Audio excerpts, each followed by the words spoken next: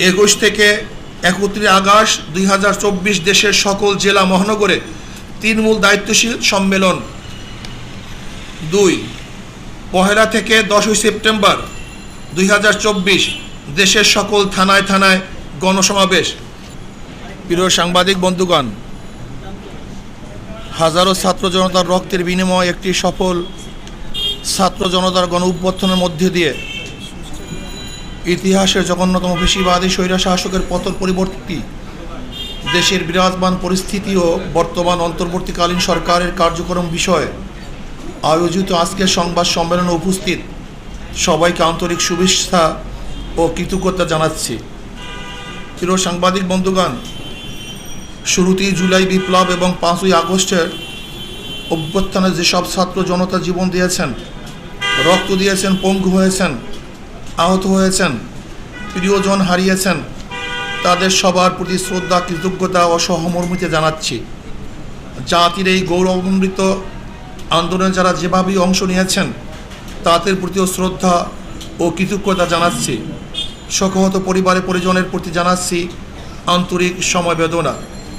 প্রিয় সাংবাদিক বন্ধুগণ, ছাত্র জনতার গণ অভ্যুত্থান পরবর্তী গত 8ই আগস্ট আন্তর্জাতিক খ্যাতিমান ব্যক্তিত্ব নোবেল জয়ী ডক্টর মোহাম্মদ ইউনূসের নেতৃত্বে একটি অন্তর্বর্তীকালীন সরকার গঠিত হয়েছে।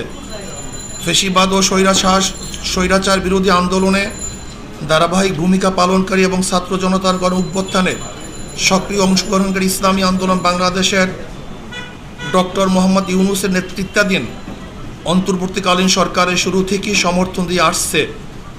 একটি দায়িত্বশীল রাজনৈতিক দল হিসাবে দেশ ও জনগণের কল্যাণে একটি স্থিতিশীল রাজনৈতিক পরিবেশ তৈরি এবং অর্থনীতি পুনর্গঠনে আমরা অন্তর্বর্তীকালীন সরকারকে অব্যাহতভাবে সহযোগিতা করে যেতে চাই। সেক্ষেত্রে অন্তর্বর্তীকালীন সরকারকে দেশের শান্তিকামী জনগণ এবং ফ্যাসিবাদী বিরোধী আন্দোলনে অংশগ্রহণকারী ছাত্র জনতা ও রাজনৈতিক দলগুলির মধ্যে আস্থার পরিবেশ তৈরি করতে হবে। প্রিয় সাংবাদিক বন্ধুগণ, অন্তর্বর্তীকালীন সরকারের প্রধান উপদেষ্টা ডক্টর মোহাম্মদ ইউনূস গত 18ই আগস্ট রবিবার বিদেশি কূটনীতিকদের সঙ্গে ব্রিফিংয়ে বলেছেন, 5টি খাতে সংস্কারের পর জাতীয় নির্বাচনের আয়োজন করবেন।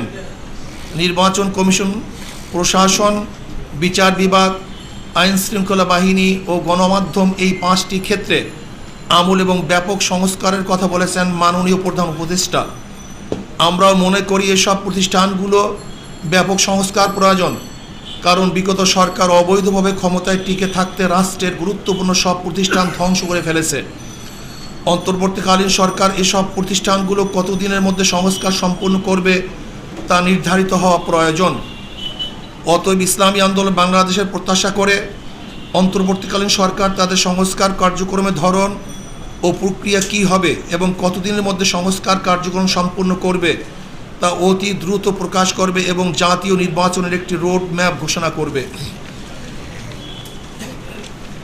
প্রিয় সাংবাদিক বন্ধুগণ, জুলাই বিপ্লব এবং 5ই আগস্ট ছাত্র জনতার গণ অভ্যুত্থানে স্বৈর শাসকের পেটুয়া বাহিনী, পুলিশ, বিজিবি এবং আওয়ামী লীগ, যুবলীগ, ছাত্রলীগের নৃশংস আক্রমণে সহস্রাধিক ছাত্র জনতা শাহাদাত বরণ করেছে।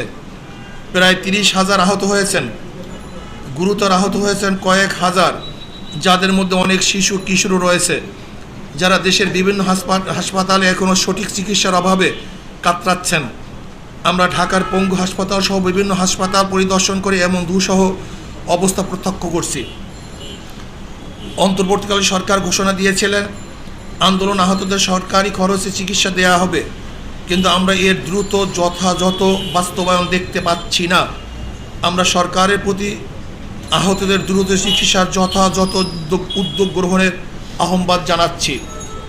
প্রিয় সাংবাদিক বন্ধুগণ, পতিত ফ্যাসিস্ট ও স্বৈরাচার আওয়ামী সরকার নির্বাচন কমিশন এবং প্রশাসনকে ব্যবহার করে 2014, 2018 এবং 2024 সালের 7ই জানুয়ারি 3টি ভুয়া জাতীয় নির্বাচন করেছে। এসব একতরফা ভুয়া, পাতানো ও ডামি নির্বাচনের মাধ্যমে তাদের অবৈধ ক্ষমতাকে দীর্ঘায়িত করেছে। যারা তাদের এসব অবৈধ প্রশাসনের নির্বাচনে সহযোগিতা করে আওয়ামী লীগকে অবৈধভাবে ক্ষমতায় থাকার সুযোগ করে দিয়েছে, তারাও সমান অপরাধী। অতএব 3টি অবৈধ প্রশাসনের নির্বাচন পরিচালনাকারী 3টি নির্বাচন কমিশন এবং প্রশাসনের যেসব কর্মকর্তা তাদের অবৈধ কাজের কুশীলব ছিল তাদেরকে আইনের আওতায় এনে শাস্তির মুখোমুখি করতে হবে, যাতে ভবিষ্যতে কেউ অবৈধ নির্বাচনের সাহস না করে। পাশাপাশি আমরা বর্তমান নির্বাচন কমিশনের বিদায় পূর্বক বিচারের কাঠগড়ায় দেখতে চাই। প্রিয় সাংবাদিক বন্ধুগণ, দেশের ইতিহাসের সবচেয়ে বর্বর ও নৃশংস আওয়ামী দুঃশাসন উৎখাতের সংগ্রামের সূচনা করেছে আমাদের গর্ব শিক্ষার্থী সমাজ। তাদের অসীম সাহস, ত্যাগ ও বুদ্ধিদীপ্ত নেতৃত্ব আমাদের গর্বিত করেছে। ইসলামী আন্দোলন বাংলাদেশ শুরু থেকে এই আন্দোলনের সাথে সম্পৃক্ত থেকেছে। 19 জুলাইতে আমরা পরিষ্কার করে জানিয়েছি যে সরকারের পদত্যাগই একমাত্র সমাধান। শুরু থেকেই নানা মাত্রায় ও নানা ধরনের ইসলামী আন্দোলনের নেতা কর্মী এই আন্দোলনে অংশ নিয়েছে, সেজন্য আমরা গর্ববোধ করছি। নৃশংস এক জালিমের পতনের মহান বিপ্লবের আমরা ভূমিকা রাখতে পেরেছি। আমাদেরও অনেক ভাই জীবন দিয়েছেন এবং আহত হয়েছেন। সর্বশেষ প্রাপ্ত তথ্য অনুযায়ী ইসলামী আন্দোলন বাংলাদেশ ও সহযোগী সংগঠনের সারা দেশে মোট শাহাদত বরণ করেছে 18 জন, আহত হয়েছে সহস্রাধিক। এর মধ্যে গুরুতর আহত বিভিন্ন হসপিটালে চিকিৎসাধীন রয়েছেন 150 জনের অধিক। প্রিয় সাংবাদিক বন্ধুগণ, স্বৈরাচার শাসনের অবসান হয়েছে। এখন সময় দেশ গড়ার, এখন সময় সাম্য, মানবিক মর্যাদা ও সামাজিক ন্যায় বিচার ভিত্তিক বাংলাদেশ নির্মাণের।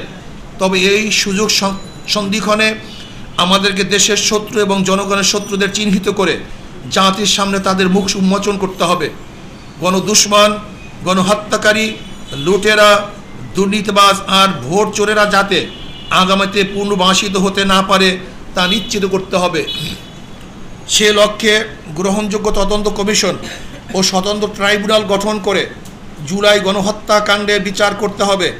একই সাথে গত 16 বছরে সংগঠিত সকল রাজনৈতিক ও প্রশাসনিক হত্যাযজ্ঞ, গণহত্যা, গুম ও মানবাধিকার লঙ্ঘনের বিচার করতে হবে। এক্ষেত্রে যে সকল ব্যক্তি বা সংগঠন দোষী সাব্যস্ত হবে তাদেরকে রাজনীতি ও নির্বাচন থেকে স্থায়ীভাবে নিষিদ্ধ করতে হবে। 2. তদন্ত সাপেক্ষে বিগত বছর সকল দুর্নীতিবাজ ও বিদেশি অর্থ পাচারকারীদের সকল সম্পত্তি ক্রোক করে রাষ্ট্রীয় কোষাগারে জমা করতে হবে এবং বিদেশে পাচারকৃত টাকা ফেরত আনবার উদ্যোগ গ্রহণ করতে হবে।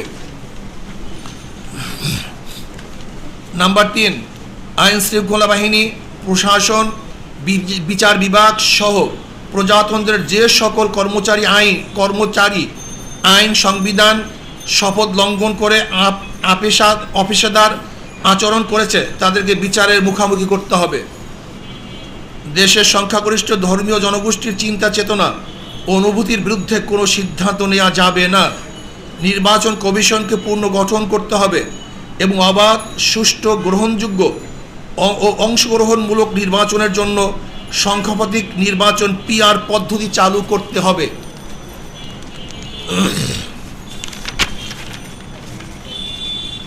6. আওয়ামী দুঃশাসনে বিগত 16 বছরে সবচেয়ে ক্ষতিগ্রস্ত হয়েছে এদেশের সাধারণ শিক্ষা খাতের মান ও নৈতিকতা। এই ক্ষতি দ্রুত সময়ের মধ্যে কাটিয়ে ওঠার লক্ষ্যে দেশপ্রেমিক শিক্ষাবিদ ও উলামায়ে কেরামের সমন্বয়ে একটি জাতীয় শিক্ষা কমিশন গঠন করে প্রয়োজনীয় পদক্ষেপ গ্রহণ করতে হবে। 7. গ্রাম পুলিশকে জাতীয়করণ করে তাদের সম্মানজনক বেতন ও ভাতার ব্যবস্থা করতে হবে। প্রিয় সাংবাদিক বন্ধুগণ, ছাত্র জনতার এই আন্দোলন হত্যা, লুটতারাজ ও অবৈধ ক্ষমতা প্রয়োগের বিরুদ্ধে ছিল। শিল্প ও কল কারখানা ধ্বংসের বিরুদ্ধে ছিল না সংখ্যালঘুদের বিরুদ্ধে কোনো পদক্ষেপ। সেজন্য আমরা বিশ্বাস করি যারা লুটতারাজ, দখলদারি, অরাজকতা ও সংখ্যালঘুদের উপর কোনো রকম হুমকি সৃষ্টিকারী কার্যকলাপে লিপ্ত তারা এই আন্দোলনে সম্পৃক্ত কেউ না, বরং তারা সুযোগ সন্ধানী। সুতরাং আমরা বর্তমান অন্তর্বর্তীকালীন সরকারকে এই সকল অরাজকতা সৃষ্টিকারীদের প্রতি কঠোর পদক্ষেপ নেওয়ার আহ্বান করছি। প্রিয় সাংবাদিক বন্ধুগণ, ইসলামী আন্দোলন বাংলাদেশ মনে করে দেশের সকল নাগরিক সমান মর্যাদা অধিকার প্রাপ্ত। ধর্মের কারণে কাউকে আঘাত করা বা কাউকে প্রতিপক্ষ বানানোকে ইসলাম ও রাষ্ট্রীয় আইনও সমর্থন করে না, আমাদের আন্দোলনের চেতনা ও সমর্থন করে না। সেজন্য বলবো, দেশের সংখ্যালঘুদের প্রতি প্রতিটি উপাসনালয় ও ধর্মীয় স্থাপনায় সিসি ক্যামেরার ব্যবস্থা করুন। উপরোক্ত লক্ষ্য বাস্তবায়নের জনমত গড়ে তুলতে আমাদের কর্মসূচি 21 থেকে 31 আগস্ট 2024 দেশের সকল জেলা মহানগরে তৃণমূল দায়িত্বশীল সম্মেলন। 2 1 থেকে 10 সেপ্টেম্বর 2024 দেশের সকল থানায় থানায় গণসমাবেশ। প্রিয় সাংবাদিক বন্ধুগণ, পরিশেষে আবারও গণ অভ্যুত্থানে জীবন দানকারী ও আন্দোলনে সম্পৃক্ত সকলের প্রতি শ্রদ্ধা জানাচ্ছি। আল্লাহ হাফেজ।